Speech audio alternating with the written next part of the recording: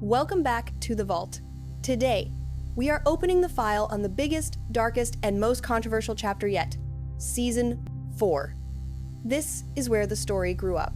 We left the malls behind and entered the era of Vecna. We got the Hellfire Club, the Russian prison break, and the most iconic guitar solo in television history. But we also got heartbreak. We've cracked open the full archives to analyze exactly who Henry Creel really is, and why the heroes actually lost this battle. Grab your headphones, you might need them to survive, and let's dive in. So if you, like us, needed about 3 business days to process everything that happened in the 4th season of Stranger Things, then you are in the right place. Yeah, that sounds about right. We have just spent an alarming amount of time poring over the case files for this deep dive, and honestly, if the Duffer Brothers handed you a bill for a therapy session afterwards, we'd get it. Well, that's precisely the mission today, isn't it? We need to analyze this dramatic pivot. What we watched wasn't the nostalgic 80s creature feature we started with. It was a psychological siege. Yeah. This entire season felt less like an adventure and more like a collection of evidence pointing to a specific, devastating phenomenon we're calling the Vecna curse. Okay, let's unpack that term, Vecna curse, because the research we pulled from the archives and the vault confirms a critical shift in the genre DNA of the show. Right. We started with the Demogorgon, the Demodogs, the Mind Flayer, all of them physical, external monsters that hunted and possessed. And tore through dimensions, yeah. It's exactly. Season 4, though, was just fundamentally heavier. It focused on trauma, on guilt, on these internal demons. It wasn't about running, it was about confronting your own mind. It was a true, unrelenting psychological horror, straight out of the Nightmare on Elm Street playbook. And that shift is driven entirely by the new antagonist. What's so fascinating here is the evolution of the threat. Previous seasons, they dealt with the shadow monster, the Mind Flayer. Right. And while terrifying, the danger was physical. It possessed victims like Will and Billy. It commanded a literal hive mind. You could fight it with fire, with heat. With a nail bat. With a nail bat, exactly. It was an invasion. But Vecna just flips the script entirely.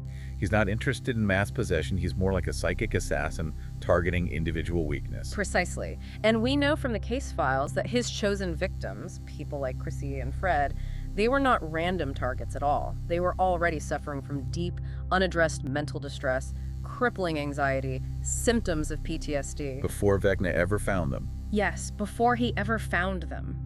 He weaponizes their suffering. He leverages visions, the grandfather clock, the specific trauma of past mistakes, the spiders, to attack the mind directly. He uses guilt and depression like a scalpel.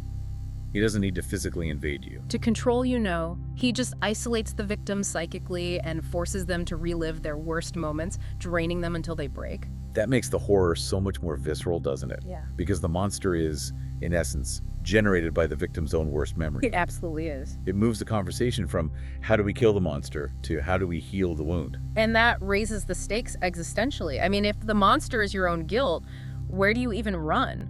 The previous threats allowed for physical heroism, Hopper fighting a Demogorgon, Steve swinging a bat. Yeah. This season, the battleground is internal. It forces these kids who are already dealing with so much to suddenly grapple with adult concepts of grief and mental illness. It elevates the horror from genre fun to, real existential dread. And nowhere was that psychological battle more central than in Max's emotional arc. I mean, she truly carried the weight of this new kind of threat. Absolutely. Max was reeling from the unaddressed guilt over Billy's death.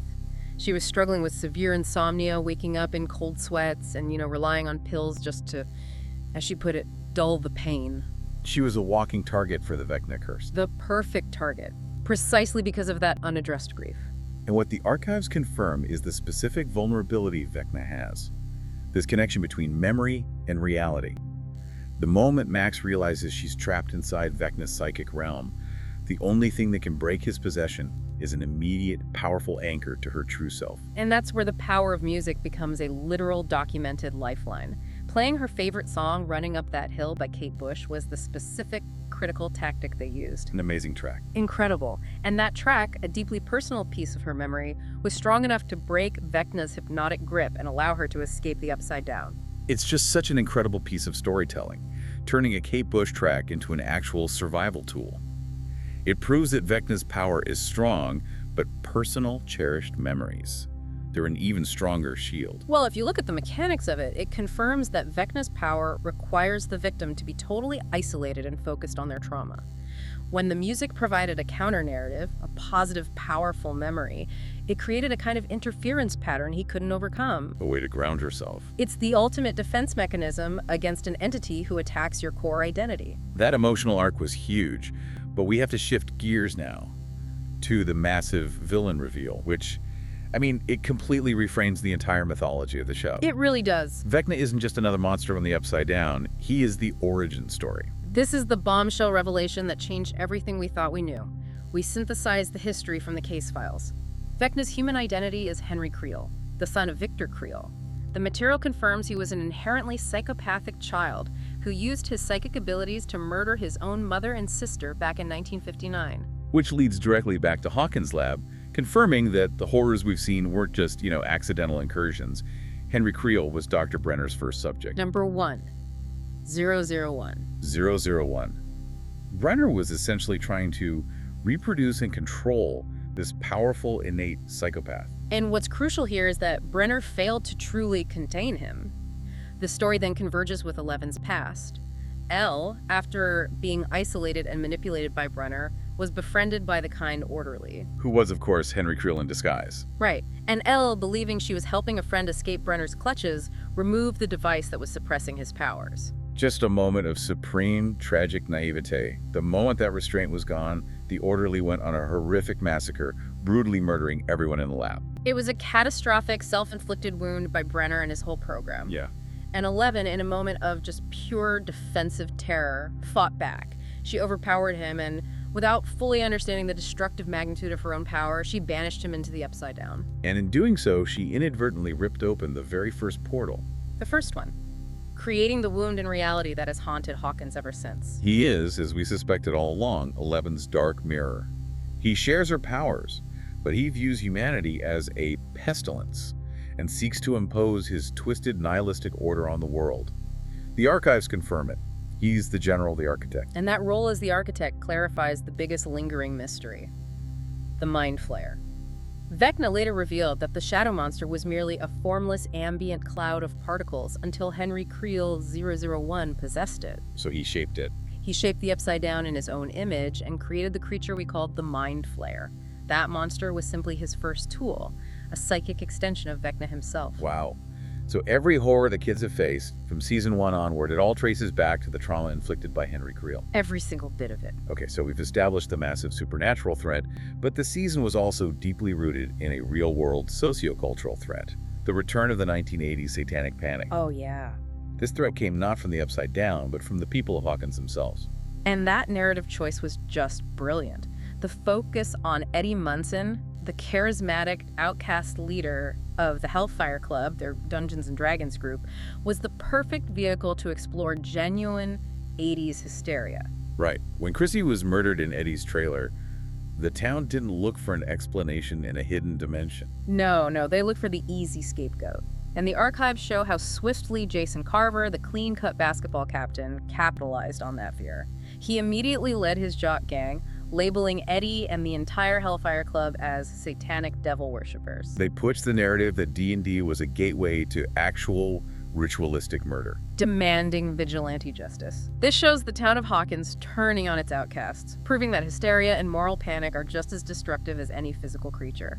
Jason and his followers genuinely believed they were doing God's work, hunting down the monster in their community. It's a brutal piece of commentary, really, how easily fear can mobilize people against those who are simply different. So the battle for Hawkins was often less about fighting Vecna's physical incursions and more about surviving the murderous anger of your own neighbors. Exactly. It added this whole other layer of complexity. They had to defeat the supernatural, and they had to deal with human prejudice at the same time. And that heightened complexity forced a massive strategic decision.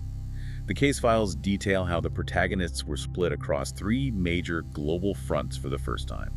The scope of the threat demanded a simultaneous war. Right. First, you had the Hawkins front. That was the kids desperately trying to fight Vecna, while also evading law enforcement and Jason's violent vigilantes. They were dealing with the supernatural and the societal collapse all at once. It's a lot. Then there was the California front, which was arguably the most crucial for the long term. This was Eleven's struggle to regain her powers.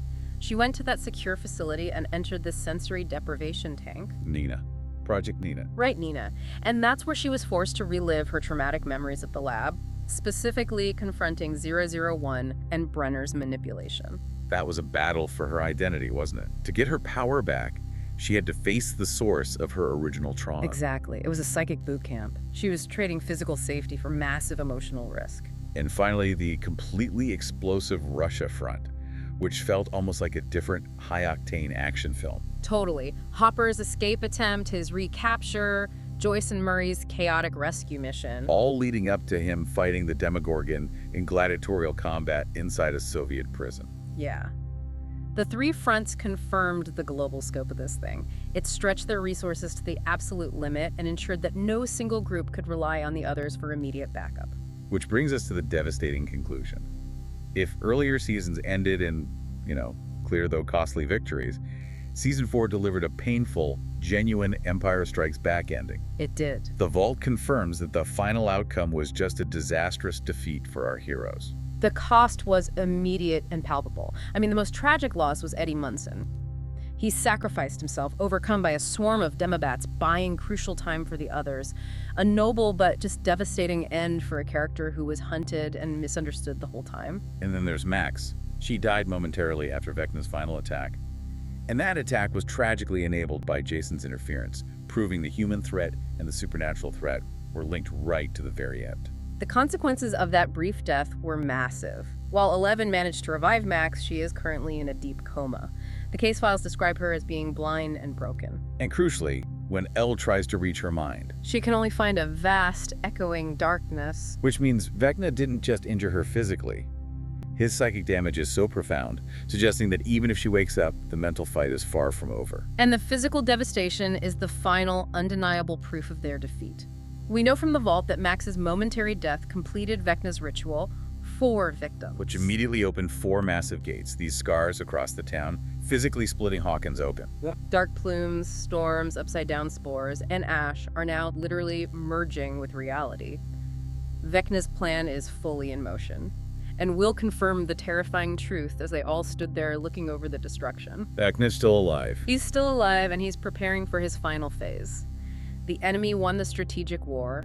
The barrier between dimensions has collapsed, setting the stage for a full-scale apocalypse. So zooming out, Season 4 succeeded wildly in pivoting into a darker, far more personal horror. It successfully revealed Vecna 001 Henry Creel as the true conscious general behind the entire Upside-Down saga. And confirmed that the Mind Flayer was merely his initial formless tool. The heroes paid a terrible cost. They fought a simultaneous global war and emerged facing a crisis far greater than any they'd encountered before, leaving Hawkins physically scarred and facing an impending apocalypse. One that they barely have the energy or the resources left to confront. And that pivot to the power of trauma, memory, and music is what saved Max, however temporarily. Given that she was anchored by the song she loved most, what memory, what specific song or moment is subjected to the Vecna curse would you use to ground yourself? Something powerful enough to anchor you back to reality. That's something worth mulling over for your own survival strategy. Thank you for joining us for this deep dive. That ending still gives me chills. Hawkins will fall. Seeing the spores falling like snow over the town, we knew right then that Season 5 wasn't going to be a mystery. It's going to be a war. With the series finale dropping in just a few days, Max's fate is the biggest question mark. Is she gone, or is she just trapped inside Vecna's mind? We have one final deep dive left. Next time, we are looking at everything we know about Season 5 and the end of the world. Thanks for opening the vault.